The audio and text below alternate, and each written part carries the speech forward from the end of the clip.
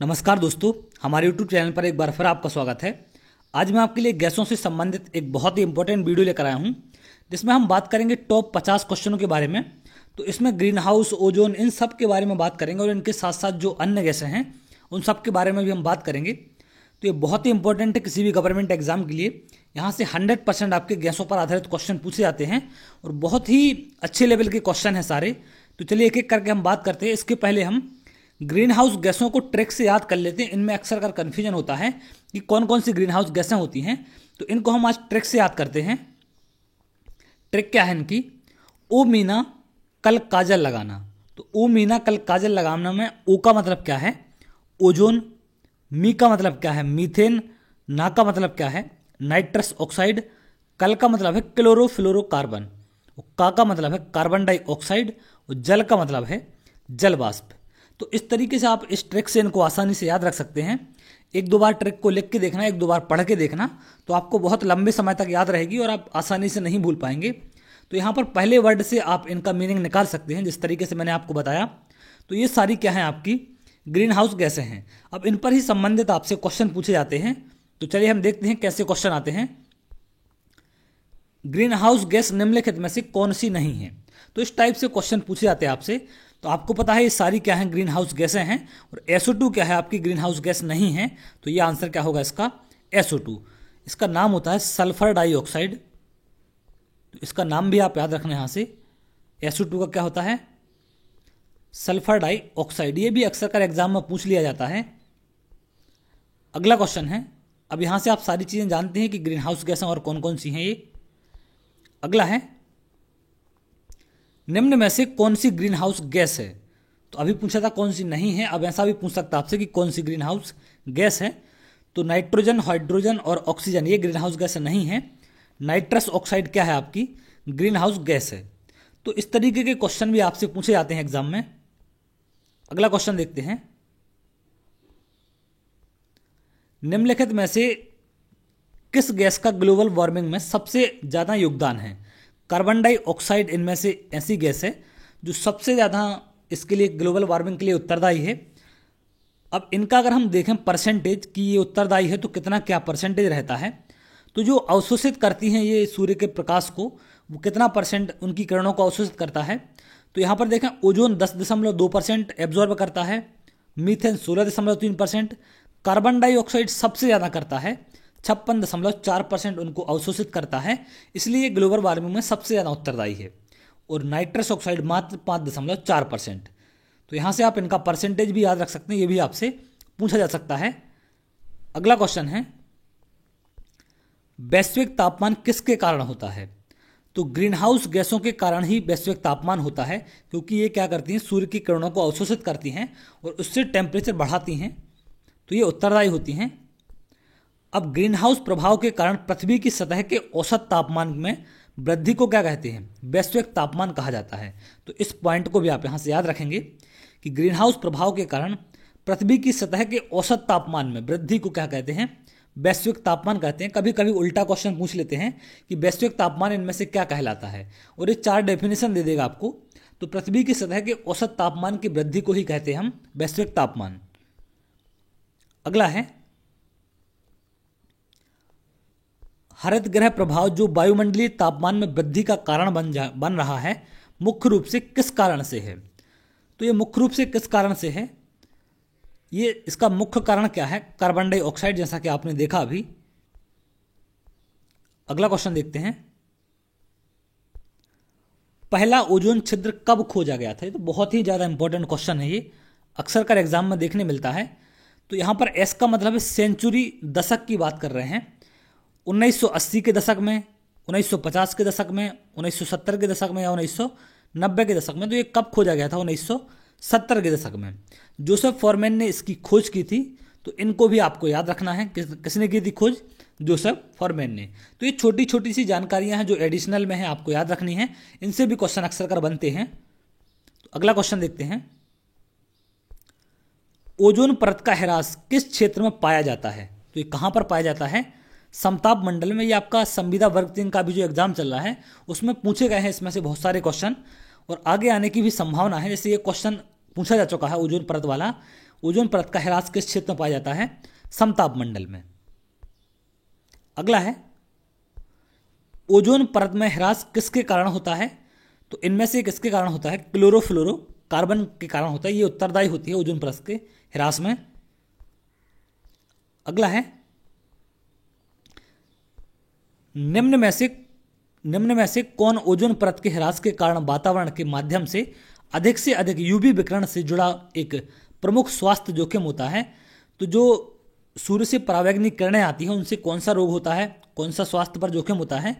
त्वचा कैंसर को बढ़ाता है ये वाला जोखिम, जो परावैंगनी किरणें आती हैं उनके कारण होता है।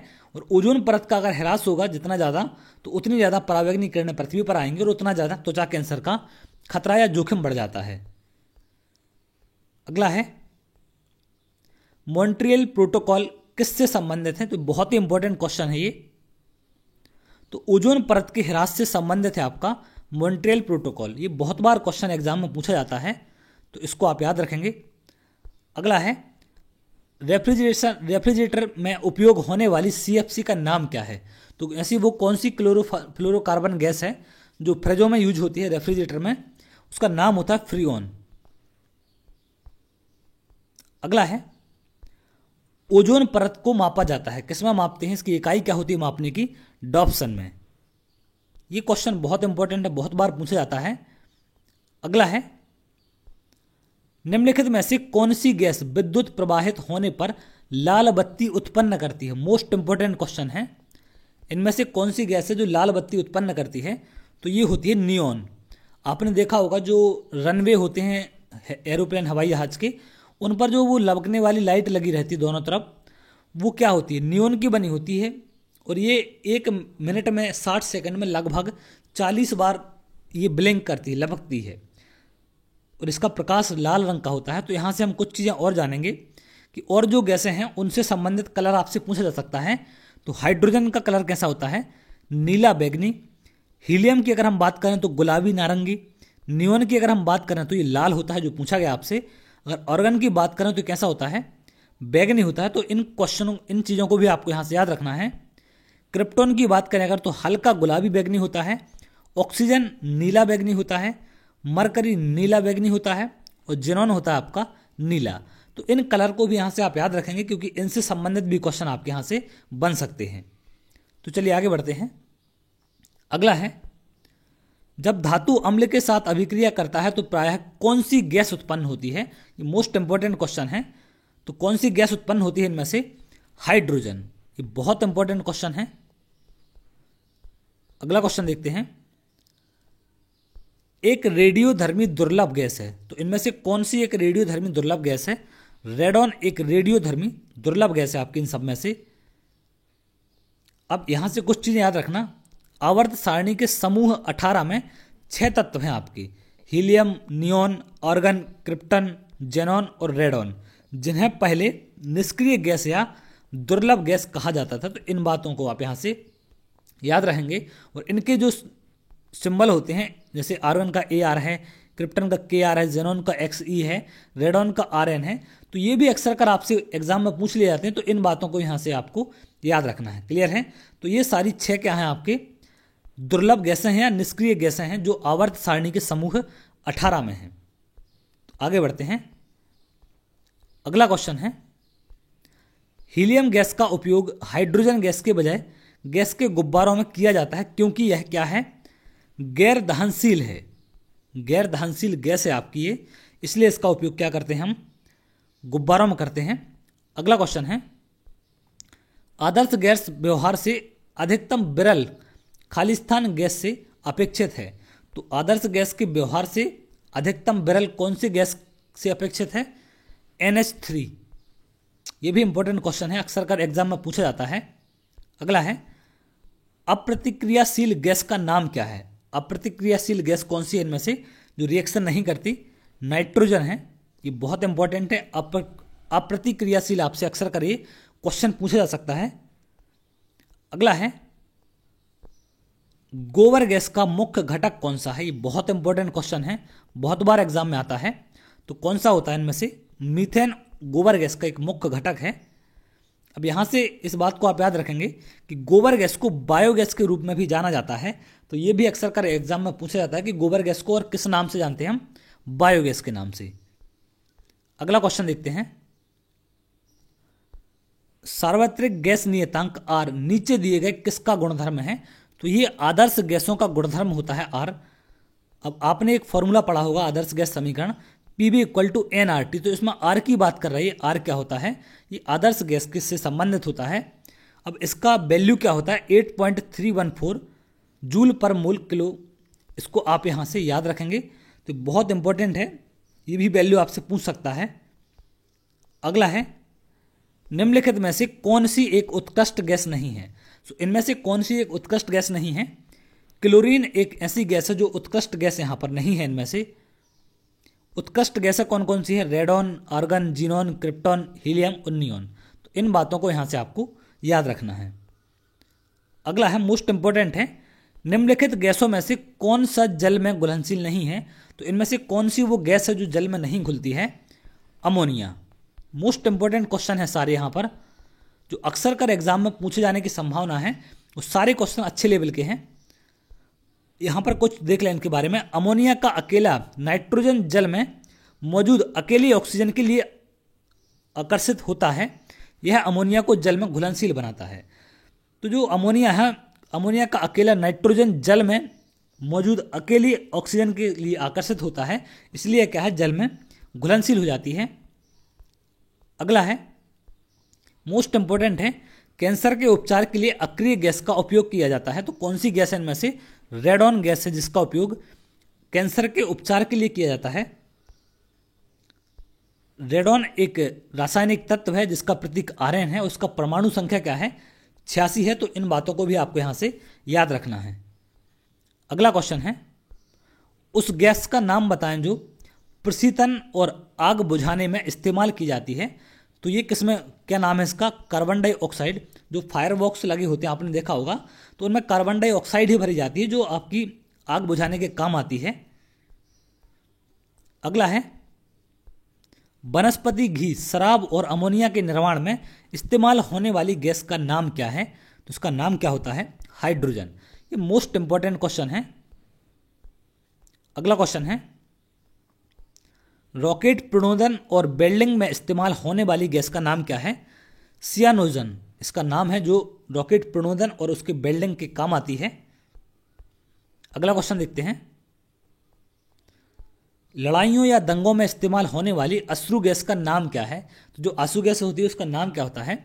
CS gas. उसको सीएस गैस के नाम से जाना जाता है। तो मोस्ट इंपॉर्टेंट क्वेश्चन है ये। अगला है, उच्च गति की फोटोग्राफी, हाई स्पीड फोटोग्राफी में इस्तेमाल होने वाली गैस का नाम क्या है? तो क्रिप्टन गैस का नाम होता है, जो उच्च गति की फोटोग्राफी में यूज की जाती है। तो ये अक्सर कर क्वेश्चन देखने मिलता है।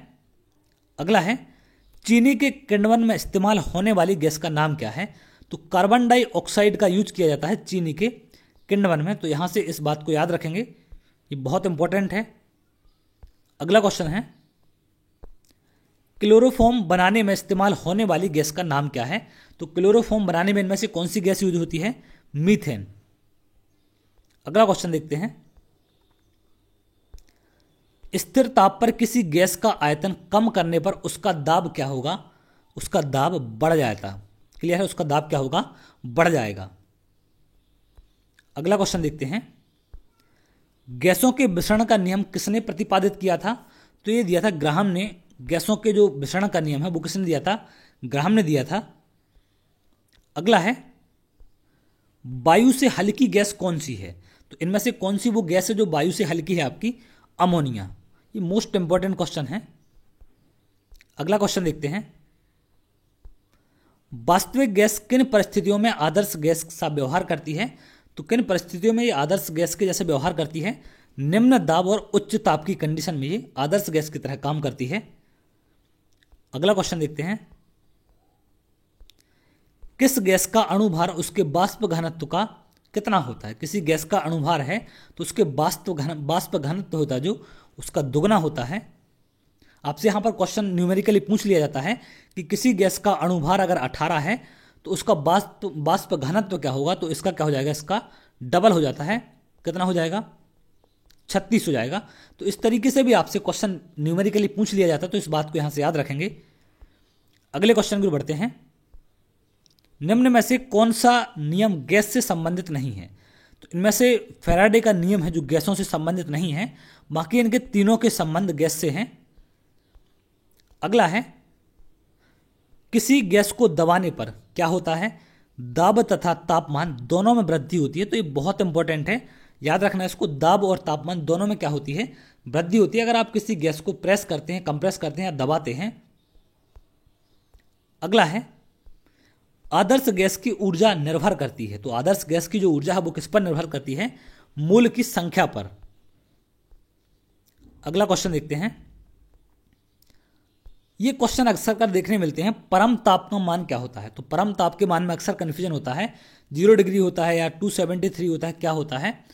तो -270 डिग्री सेल्सियस, याद रखना, -273 डिग्री सेल्सियस होता है इसका तापमान। कभी कभी लगता है केल्विन होता है, क्या होता है? तो याद रखेंगे यहां से सेल्सियस होता है। अगला है, परम शून्य ताप है, ये क्या होता है?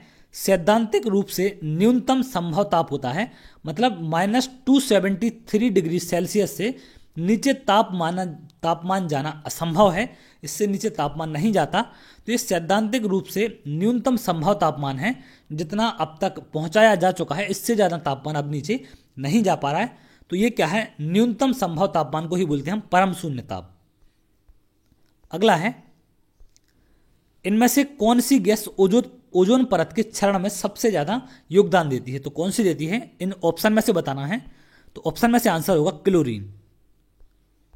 अगला है, ग्लोबल वार्मिंग की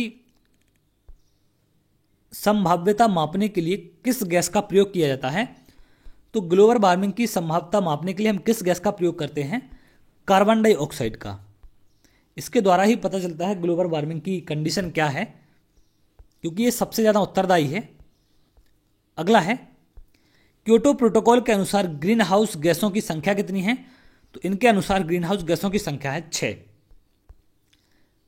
अब यहां पर कुछ बातें और इनके बारे में जान लें। क्योटो प्रोटोकॉल 11 दिसंबर 1997 को अपनाया गया था। क्योटो प्रोटोकॉल की पहली प्रतिबद्धता अवधि का लक्ष्य 6 मुख्य ग्रीन हाउस गैसों के उत्सर्जन को कम करना है, ये इनका मुख्य लक्ष्य था। Carbon dioxide, methane, nitrous oxide, chlorofluorocarbon, perfluorocarbon और एक है आपकी सल्फर हेक्साफ्लोराइड। क्लियर है? ये आपकी जो 6 क्या है मुख्य ग्रीन हाउस गैसें हैं, तो इनको कम करना, इनके उत्सर्जन को कम करना प्रथम उद्देश्य था क्योटो प्रोटोकॉल का। तो इन बातों को भी आपको यहां से याद रखना है। अगला क्वेश्चन देखते हैं। बस इतने ही क्वेश्चन है। तो ये था आज का लास्ट क्वेश्चन, जो अक्सर कर आपसे यहां से क्वेश्चन पूछे जा सकते हैं। तो टॉप मोस्ट सारे क्वेश्चन हैं, इंपॉर्टेंट क्वेश्चन हैं, इनसे अक्सर कर एग्जाम में क्वेश्चन बनते हैं। तो अगर आपको वीडियो अच्छा लगा हो तो वीडियो को लाइक कर लें और चैनल को सब्सक्राइब कर लें, जिससे आगे आने वाले और भी इंपॉर्टेंट वीडियो आपको मिल सकें। तो चलिए, बहुत जल्द अगली वीडियो मिलेंगे, तब तक के लिए बहुत बहुत धन्यवाद।